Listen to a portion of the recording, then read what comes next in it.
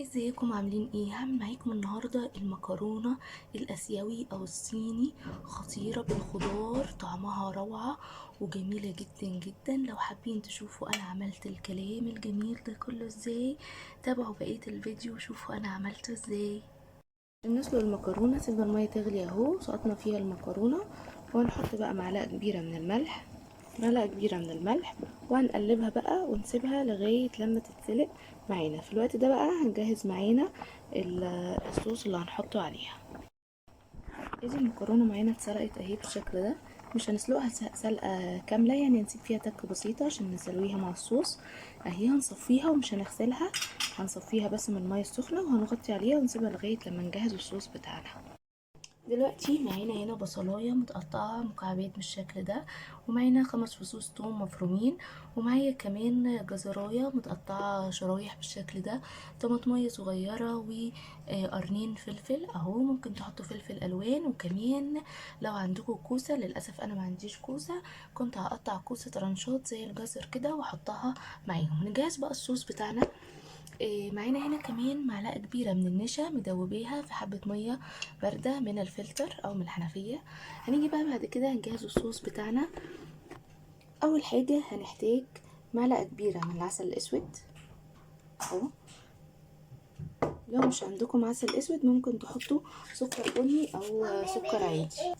معانا كمان 5 معالق كبار من الصويا صوص الغامق اهو، كده اتدلق مني كتير اهو، حوالي 5 معالق كده من الصويا صوص الغامق. ومعانا كمان معلقة كبيرة من الكاتشب اهي، وكمان هنحتاج معلقة كبيرة من الخل.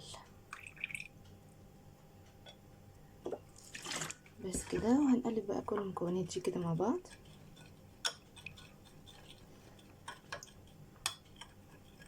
كده الصوص بتاعنا بقى جاهز معايا.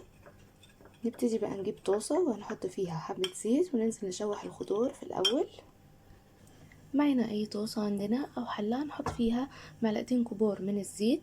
هننزل اول حاجة بالثوم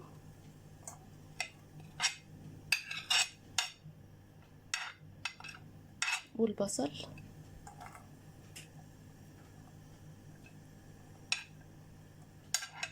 معانا اهو. اول حاجة البصل والثوم اهو، هننزل عليهم بقى برشة من الفلفل الاسمر اهو. كمان هنحط الملح بتاعتنا، ممكن تحطوا مكعب مرقة بس انا مش هحط اهو. وننزل بالملح، وهننزل كمان بجنزبيل بودر او جنزبيل فريش اهو، بالشكل ده بيديها طعم حلو اهو. ونقلب بقى نشوح البصل كده مع الفلفل والجنزبيل اللي احنا حطيناه. ممكن تستغنوا عن الجنزبيل، تستغنوا عنه تحطوا ملح وفلفل اسمر بس اهو.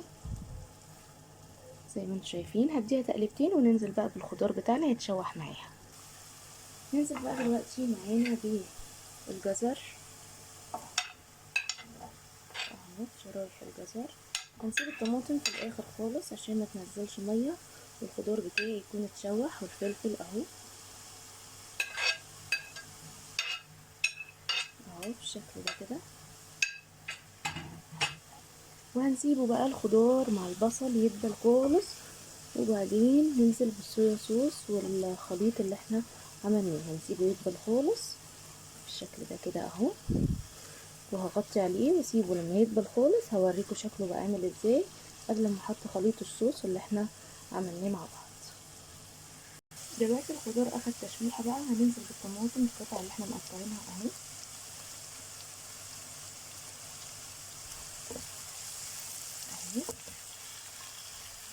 وهنغطي عليه نسيب الخضار يدبل معايا، وبعدين ننزل بقى بالصوص. دلوقتي بقى ننزل بالصويا صوص بتاعتنا بعد ما الخضار دبل اهو. الخليط اللي احنا عملناه صويا صوص على عسل على كاتشب اهو. احنا حاطين ملح مش هنحط ملح غير ما ندوق بقى ونشوف هل محتاجه ملح تاني ولا لا. بس كده بالشكل ده اهو. معانا كمان معلقة النشا مع حبة المية هننزل بيها وهنقلب معانا اهو. طبعا النشا ما تغلي على النار هتتقل معايا.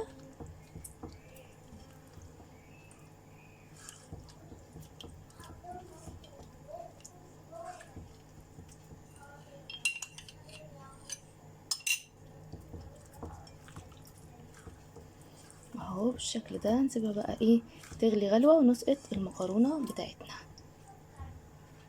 هننزل بقى بالمكرونة اهي.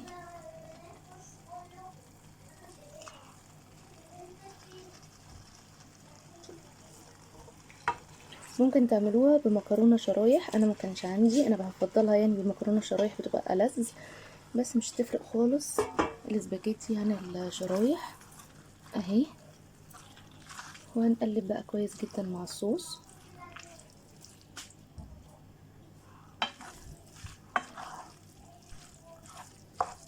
نقلب المكرونة مع الصوص كويس.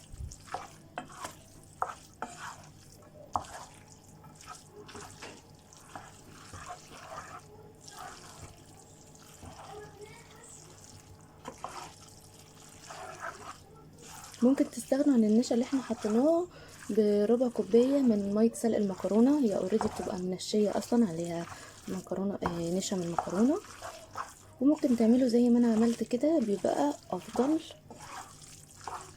انا بديكوا بس بدايل للي حابب يعملها اهي.